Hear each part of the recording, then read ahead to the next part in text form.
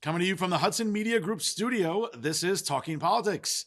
And I am the generational talent in Garden State Media because my level of honesty, ladies and gentlemen, now more than ever, is truly necessary in this era of journalistic deception. That's right, folks. It's me, Fernando Uribe. I'm the hero you need right now. And certainly I will lead us as we continue to dissect what's going on in today's political climate. Of course, there's a lot to discuss, so let's get started. Here's what I'm thinking about right now.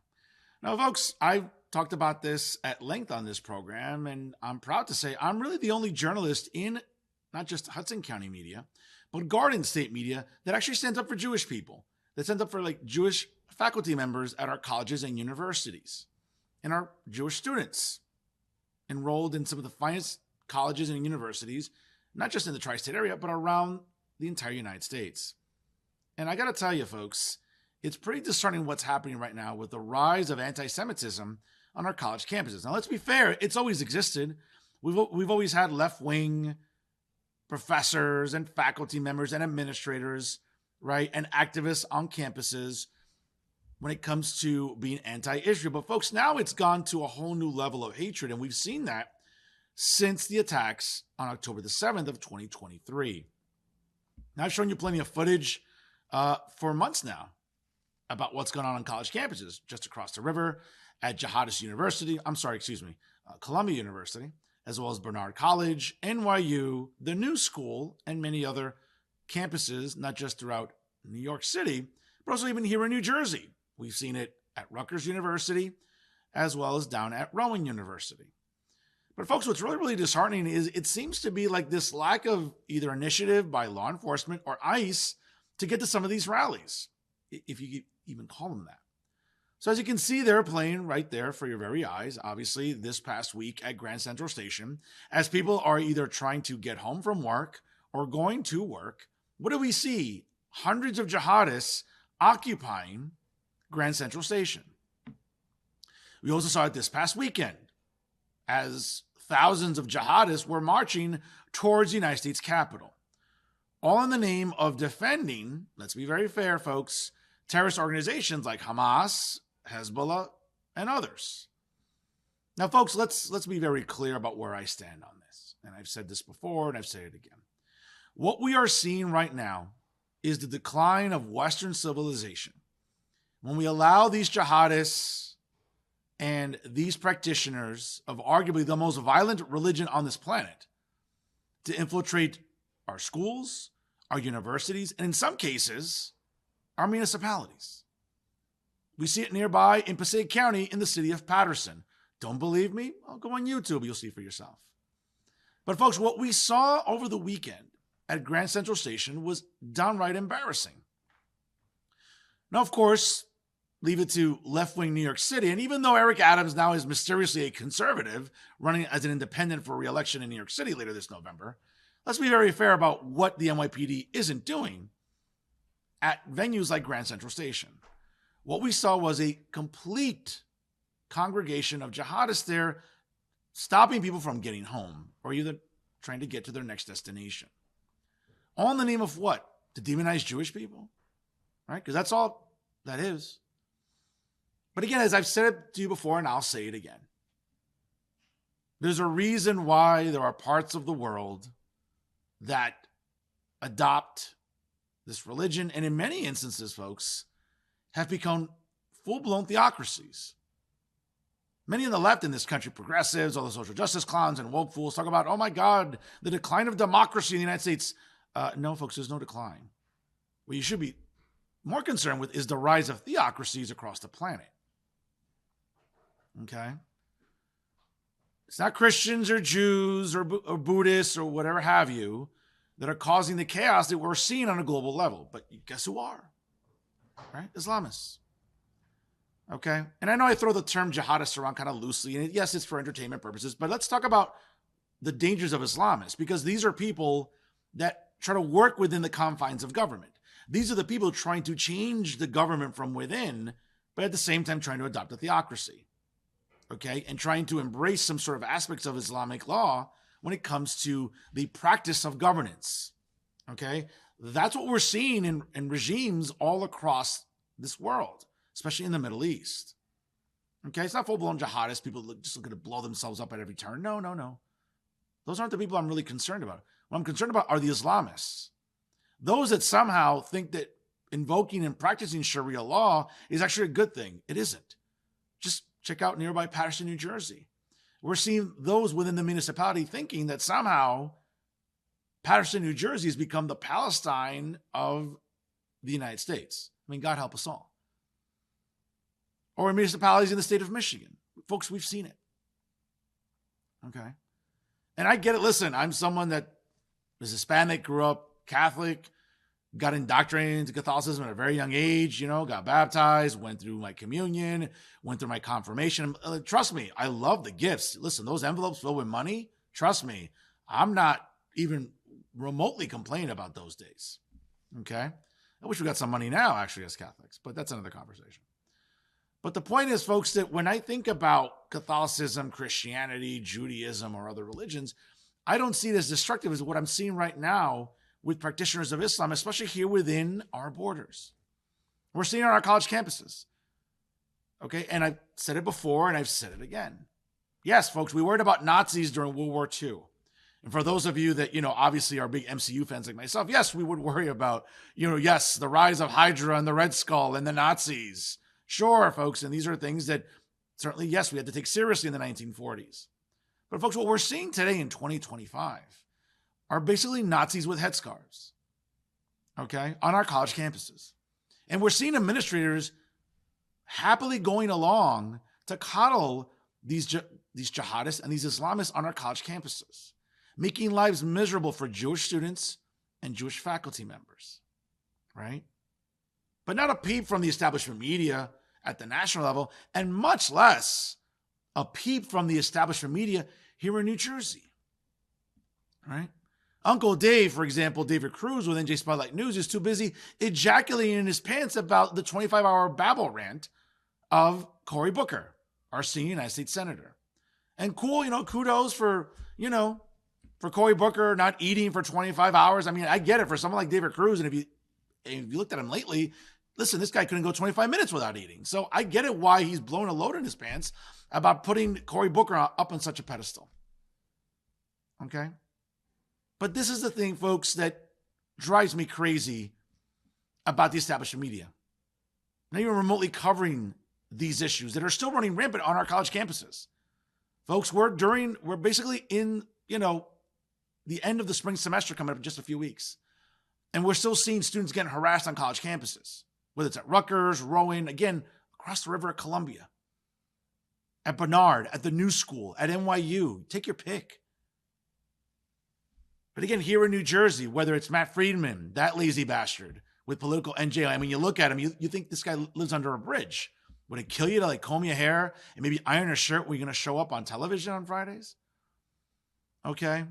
Or lazy journalists like Max Pizarro and Bob Hannelly and Alan Steinberg. Again, people that you would think that have been in the business a long time, that have a stake in the business, that are invested. You would think that they want to raise awareness about how dangerous this level of anti-Semitism is, but no, they can't be bothered.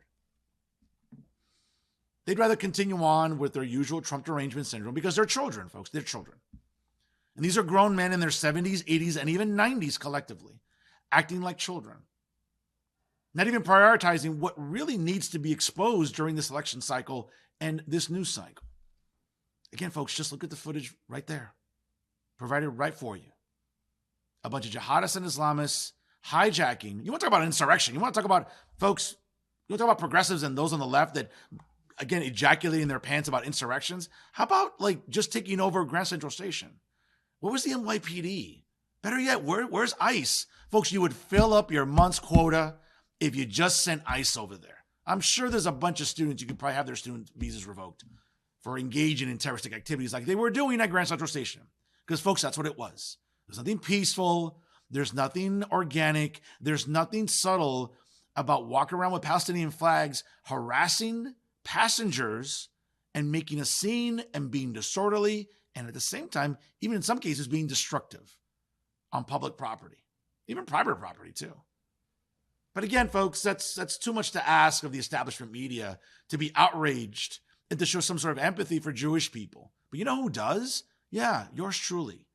Because Fernando Uribe continues to stick up for Jewish people, even when a lot of the journalists, now let's be very fair, they're propagandists masquerading as journalists. I'm not doing that here because I believe in standing up for Jewish people. I believe in standing up for a lot of people, believe it or not. But now more than ever, folks, in a time when anti-Semitism is literally on steroids, human growth hormone, and every other stimulant and performance-enhancing narcotic you can think of, that's what anti-Semitism is on right now. On our college campuses, in our news media, in academia, you name it, folks, it's running rampant. And you would think there'd be a little more attention to it. You would think there'd be a little more consequence to it. And folks, listen, I voted for November the 5th. I voted to get rid of criminal illegals in this country. I voted to get rid of terrorists like Mahmoud Khalil and all these others that are being not just a nuisance, but being criminals on our college campuses. And you know what? When you think about what happened at Grand Central Station and this past weekend in D.C., you might want to start there. You have facial recognition technology, right, guys? Why don't you get using it? Why don't you get started and trying to make sure we get rid of some of these jihadists and Islamists out of our country? Because they're not contributing anything positive to it. What they're doing is contributing to the decline of it. There's a big difference. Because there are a lot of people that come here and want to make a difference and live a really, really good life. And there are others that want to contribute to the decline of Western civilization. Folks, what we're seeing right now in this footage, that's a decline of Western civilization. That's what Islam is doing within our own borders. We've seen it do it in other borders around the planet. We're seeing it here in these United States. What are we going to do about it? Something to think about. And you know what? When it comes to this political cycle and climate, it's something we should be very, very worried about. Because jihadists and Islamists, folks, these are serious people with serious problems. And guess what? We need serious solutions if we're ever going to fight back against this. And you know what? It needs to start now. And that's what I'm thinking about right now. And now some local stories for your consideration. Let's go up into northern Hudson County in the township of West New York. A special thank you to James De Los Santos, the editor at HuffPost, for his reporting on this story. Now, a former West New York recreation director actually filed a lawsuit alleging political retaliation. So, folks, I think what's really, really interesting about this, and full disclosure, I know George Gomez relatively well. I've known him for just about almost 20 years. Great young man, been very dedicated to the township of West New York, but he's been one of those sort of lifelong, not civil servant employees, but more of like these political appointees over the years. And sooner or later, folks, you sort of live by the sword, you die by the sword when it comes to that type of employment, especially if you're not transitioning into civil service at some point. But more on that later. Now, George Gomez, who served as the recreation director in the township of West New York, filed a federal lawsuit claiming he was fired for supporting a political opponent of Mayor Albio Sires during the 2023 municipal election. Now, this was filed on April the 2nd in the U.S. District Court. Now, the complaint names the town, Mayor Albio Sires, Municipal Administrator Luis Baez, Commissioner Marielka Diaz, and Human Resources Director Kelly Schweitzer as defendants. The suit claims Gomez's dismissal was politically motivated and violated his constitutional rights. Now, according to the filing, Gomez's support for then-Commissioner Cosmo Cirillo during the 2023 municipal election was, quote, well known by all defendants. The lawsuit states Gomez, quote, became actively involved in and supported Mr. Cirillo's campaign in late 2022, engaging in petition circulation, canvassing, fundraising, and event coordination. Now, Gomez asserts all campaign activities occurred, quote, outside his working hours and took place outside the town's facilities. Despite that, though, he alleges, quote, Mayor Sires, Baez, Schweitzer conspired with one another and acted in concert with each other in the scheme to terminate the plaintiff's employment in retaliation for his political activities. Gomez was terminated on May the 16th, 2023, just hours after the town's new administration was sworn into office. Now, the lawsuit states that Schweitzer delivered a termination letter signed by Baez at approximately 3:30 p.m. that day. A request for comment regarding the lawsuit was sent to the mayor's office. As of yet, since the article was updated, there's been no word from the office of the mayor in the township of West New York. Well, folks, let me just give you some context here. And, as someone who worked in civil service for many, many years, right out of undergrad at Rutgers University in New Brunswick, I started working in our criminal justice system. As a matter of fact, I worked as a corrections officer, and then a probation officer, and then I became a criminal investigator with the public defender's office. all working within Hudson County and Essex counties, respectively. Now, during that 10-year plus period, obviously, once you accrue and you become vested in the pension system, sure. Listen, I was very fortunate to be enrolled within PERS, which is otherwise known as the Public Employee Retirement System, and therefore able to start accruing a pension for retirement. Now, in the years since then, obviously working in higher education and working within public institutions in New Jersey, certainly I was able to add onto those years that I've accumulated already within civil service. But folks, not everybody is able to do that. And in many instances, not just Hudson County, but the other 20 counties throughout the state of New Jersey all have political appointments when it comes to municipal government. And folks, we've all heard of them, right? The town business administrator, mail clerks, those working at a board of ed, those working at City Hall. In some instances, they become political appointments, and you serve ultimately at the pleasure of the executive. In this case, obviously, at the municipal level, we talk about the mayor of a municipality. And that's what George Gomez has been doing for quite some time, as a matter of fact, for as long as I've known him. Now, that's not a swipe at George, because I've known him for many, many years. And full disclosure, he's always been a gentleman to me. We've always had funny banter over the years, being that he's a devoted New York Giants fan, and I'm a devoted Dallas Cowboys fan.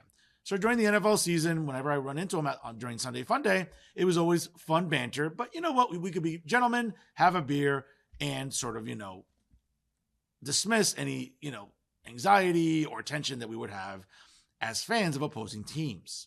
He's a big Yankee fan, and certainly being Cuban, we all know that, obviously would adopt many of the same political and philosophical traits. So I have nothing but good things to say of George Gomez. And as a matter of fact, he was always a gentleman, and he always made it a point to come to all of my charity events. And as you know, I've been a devoted philanthropist for many, many years. More on that later in the broadcast. But again, I don't have a bad word to say about George Gomez, and it's unfortunate. He's been working in the township of West New York, and even at the county level, even before that. But I remember him working in the Sal Vega administration, and then subsequently in the Felix Roque administration, and then subsequently in the Gabriel Rodriguez administration. But something went wrong along the way. And obviously, as we all know, then Commissioner Cosmo Cirillo decided to break away from the pack and run for mayor in 2023. Now, that didn't work out well for Cosmo, but he still has a big future in politics. And I still think very highly of Cosmo Cirillo, who, again, also, too, has always been a gentleman, is a fellow PhD, and at the same time has always been very, very devoted and committed to supporting my brand of philanthropy for many, many years now. But something goes wrong along the way, folks, especially in political appointment type of jobs. Now, should George have pursued civil service a lot sooner? Sure. We can Monday morning quarterback this to death. And I get it when you're working in municipal government, and again, you have a good relationship with the administration. Many people tend to think, well, you know what, this will just last and I don't have to worry about it. But in some instances, this is where that situation completely exploded. And I feel bad for George Gomez. I know his family, and I know him personally. He's a stand-up guy. He's a good citizen. He's a good Cuban. But more importantly, he's just a good human being. And it's a shame about what happened. But again, this isn't really unusual in municipal government. It happens everywhere. So let's not pick on the township of West New York, because let's be fair, this happens anywhere that municipal government is evident in the state of New Jersey. We'll keep you posted on what happens in this ongoing lawsuit, but I'm pretty sure it's not going away anytime soon, and I don't see a settlement anywhere in the immediate future. And whenever we have to produce discovery, or whenever it goes before maybe a jury, well, that remains to be seen. But for now, listen, I hold George Gomez in my prayers, and certainly we'll see what happens with the town of West New York as they prepare their defense during the upcoming litigation. Let's move next door into North Bergen. And folks, I got to tell you, it has not been a good few weeks for the North Bergen Police Department. And a special thank you to John R. Hines, the editor of the Hudson County View, a fellow Rutgers alumnus, and a member of the Pinnacle in Hudson County for his reporting on this story. Now, a North Bergen police lieutenant was arrested for driving while intoxicated in Palisades Park recently after being found asleep at the wheel with a breathalyzer reading that displayed a 0.19 blood alcohol content, according to a copy of the police report. And for any of you that are not familiar, in New Jersey, anything over a 0.08 is considered to be legally intoxicated. Now, Palisades Park Police Officer Stephen Kim arrived at the intersection of approximately Bergen and East Altsell Boulevards on March 18th at about 1:30 in the morning. Actually, that's a really, really nice area in that part of Palisades Park. Very suburban, nice homes. I actually remember, I think I had a side chick there so many years ago. And it's a really, really nice area to visit. Even late at night, you don't have to worry about your car or anyone walking the streets. So, visiting the side chick there many, many moons ago wasn't alarming in the least. So, I can see why someone might want to go to Palisades Park. But anyway, let me not digress here. Especially after North Bergen Police Lieutenant Otoniel Otto Cruz was found asleep at the wheel with his foot on the brake. Quote, "I guess I was," when asked if he was found asleep at the wheel, according to police body cam footage. Now, he appears to be in a confused state when asked where he was, eventually responding he was at a restaurant that he can't recall the name of, but later says it was in Fairview. Quote, "We want to perform some tests, some field sobriety tests. I'm getting a slight odor from you. Now, have you been drinking at all today?" Officer Kim asked him. "No," which he repeated when Kim asked him one more time. After failing the field sobriety test, which included following a pen with his eyes, a walk and turn test, and a one-legged stand, Cruz was placed under arrest. Now, following processing and observation in the Palisades Park police station, Cruz submitted to 2 breath samples that were over the twice the legal limit of .08 in New Jersey. The alcohol influence report form, sequence file number 00886, read Mr. Cruz's BAC to be at 0.19%. I then signed the alcohol influence report form. A copy was given to Mr. Cruz, according to the police report prepared by Officer Kim. I then entered the results into the state police alcohol test calculator, and the breath samples provided were within the acceptable tolerance. Both the police report and the police body camera footage were obtained through an Open Public Records Act request. Cruz joined the North Bergen Police Department in 2003, was promoted to sergeant in 2012, before becoming a lieutenant at what was deemed by township officials as, quote, a historic ceremony in 2016, where 15 other officers were promoted. He also received some level of notoriety in 2017 when a resident took a candid photo of him helping an elderly woman across the street. Now, a town spokesman did not return comment at this time. Again, folks, listen, my heart goes out to Lieutenant Cruz. It's certainly a very uncomfortable situation to be in. Again, I always believe in the presumption of innocence here, innocent before proven guilty. We'll see what happens. Obviously, there's a lot of discrepancies that can exist within these devices. If they're not calibrated every 90 days, for example, and any good attorney will tell you, that's the easiest way to get blood alcohol contents thrown out in court. So again, if police departments are not calibrating these machines every 90 days, they're certainly not going to be getting an accurate test result. So again, I believe in the presumption of innocence. I'm hoping that Lieutenant Cruz has his day in court and gets to contest these charges. It's certainly an awful situation to be in. My thoughts and prayers are with him and his family during this difficult time. Let's move south into Jersey City. And once again, thank you to John R. Hines, the editor of the Hudson County Review, for his reporting on this story. Now, U.S. Representative and New Jersey gubernatorial candidate for the Democrat Party, Mikey Sherrill, was in Jersey City. And of course, in Stephen Phillips' stomping grounds to talk about rent control and affordability in Hudson County's largest city. Now, of course, she met with a roundtable to discuss the catastrophically high rents and what could be done at the state level to fix these. Now, she went to say, quote, the scarcity, the fact that when people cannot afford homes and are going into the rental market is driving up costs everywhere. So over half the renters in New Jersey are what nationally we would call rent burdened, meaning people are paying more than 30% of their income into rentals. One of the key things is supply. We have over 200,000 more rental units than we need to address the supply that we need to drive those costs down. We're second to last in the country for how much housing inventory we've added since 2019. She continued that even with an influx of people moving to New Jersey from New York City and Philadelphia during the COVID-19 pandemic, the supply has not been able to keep up with the demand.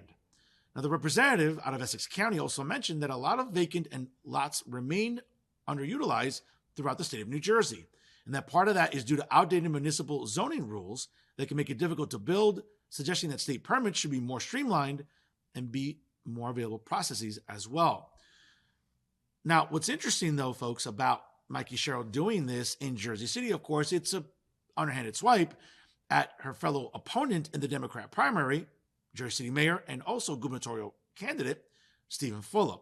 Folks, we've seen what driving through Journal Square looks like. It feels like you're driving through Gotham City with skyscrapers, and that's something that we would never thought of in the Midtown section of Jersey City. Or drive through downtown Jersey City. Folks, brownstones have become unaffordable, and rents down there, or even in the Jersey Heights, have become unattainable for many. Never mind single professionals, but even working class families. So it's no coincidence that Mikey Sherrill decided to go into Jersey City and have a roundtable. She could have gone anywhere else: Morristown, Newark, Hoboken, Parsippany, New Brunswick, Metuchen, even Little Egg Harbor. But going to Jersey City certainly sends a message, and I'm pretty sure it did, to Jersey City Mayor Stephen Fulop. Lastly, folks, it is April, and I do want to remind you all to mark it on your calendars for Thursday night, April the 17th, as I bring you the 2025 edition of Memories Matter to benefit Alzheimer's New Jersey. Now, joining me that night will be the outstanding Alexandra Hammer, Vladimir Carrero, Jacqueline Rodriguez, Carmen Kenny, and Lucy Costa. We'll be greeting you upon arriving. And of course, folks, all we're asking is a modest $20 donation at the check-in, which will benefit Alzheimer's New Jersey. We'll have outstanding raffles available during the evening. So please bring cash, because every $2 ticket goes a long way in helping this event be a success. We'll have gift cards available from Rumba Cubana, Vihan Taylor in West New York, also Mad Hatter in Hoboken, Tapas España in North Bergen, as well as Hand and Stone Spa in Edgewater, along with Trattoria Napoli in Union City, La Sorrentina in North Bergen, and of course, many more prizes. So folks, mark it on your calendars once again for Thursday night, April the 17th, from the world-famous Waterside along the waterfront in North Bergen, New Jersey. There'll be valet parking, certainly, folks, affordable drinks, a lot of good-looking people walking around, folks, so there's a lot of talent to check out that evening at Waterside. And of course, plenty of networking opportunities that go a long way for all of the local professionals. So once again, ladies and gentlemen, I, along with Vladimir Carrero, Alexandra Hammer, Jacqueline Rodriguez, Carmen Kenny, and Lucy Costa, look forward to seeing you on Thursday night, April the 17th, from 7 p.m. until closing time at Waterside for Memories Matter 2025 to benefit Alzheimer's New Jersey. Once again, folks, all donations, especially those online, are safe, secure, and tax deductible. So bring some friends, and folks, let's party for a great cause, and together we can defeat Alzheimer's once and for all. And that's our show for this week. Once again, ladies and gentlemen, to check out all the great programming brought to you by the leader in independent media right here in Hudson County, please check out the Hudson Media Group. Don't forget to subscribe to them on YouTube, of course. Like, comment, and share all of our great content that we bring you every single week here with the Hudson Media Group. I do want to thank the CEO and executive producer, Patrick O'Melia, for his belief in my brand of media, as we'll be celebrating 6 years here on the air with the Hudson Media Group.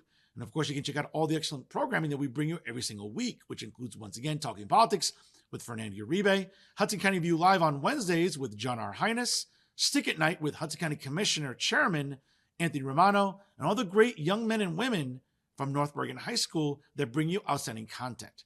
Folks, it's a privilege to work here, and I can't say enough about the outstanding staff that makes my job a hell of a lot easier. Yeah, folks, it might look easy when you're watching me do this, but trust me, it takes a lot of planning, editing, and all the great production value that we bring you here with the Hudson Media Group, and I couldn't do it without the outstanding staff that I have the privilege of working with every single week. So I thank you all for always making my job a lot easier here with Talking Politics.